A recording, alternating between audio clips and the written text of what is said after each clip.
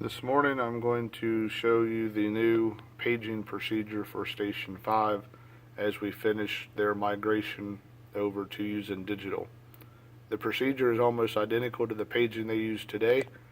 The only difference that we'll find is that we're sending a page out on 2 channels instead of 1, and we use a different button to send out the voice message after the alert tone.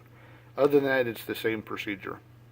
For today's demonstration, I'm going to send it out over the fire dispatch, and I'm going to send it out over the position 1 CDM, which is a backup radio, so we don't actually activate any of their current pagers and send off a tone that we don't need to send just for this demonstration. Everything will work normal. When you go to select their department, we'll start with the page select as normal. In real life, when we begin using this, we'll use the Station 5 page button, but for the demonstration I've added an extra button that says test page 5 so that we don't actually send out the tone on the real Mason Fire channel. When I clean up the console after the video is done, you won't see the test button, so you'll just have the regular Mason 5 pager. When we activate the page, we click it, it turns green just like normal. When we're ready to activate the page, we do the page safety. You can either do this one on the screen, or if you like to reach up and push the hard button on the console, you can push that too. Same thing, doesn't matter. Before we actually activate the page in the demonstration, I'll tell you what to watch for. You'll see the computer automatically pick 2 channels instead of 1. One will be Mason Fire. It's going to activate the page on the fire dispatch talk group on the digital side, and in the demonstration it's going to go to position 1 CDM.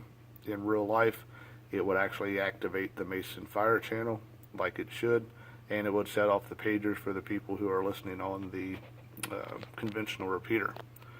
The only difference I said was the new button to talk on, and that is this XMIT button right here, the transmit.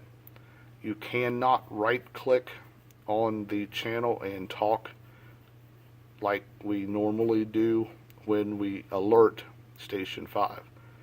Once you get done with the alert and you've given the initial message, then you can individually talk on a single channel with the right click procedure like normal. Again, the only difference on the initial alert, after you activate the pager, you have to use the XMIT button here or the big red button on the console in order to get your voice transmission to go off on both of the channels. So we're going to go ahead and activate the page, and you'll notice towards the left side of the screen 2 channels get selected. Here we have an activity here, and we have activity here. We're sending the single page on 2 channels.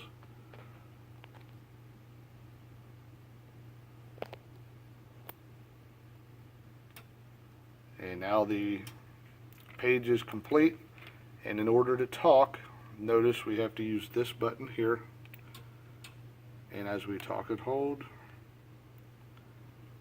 testing pager, no emergency.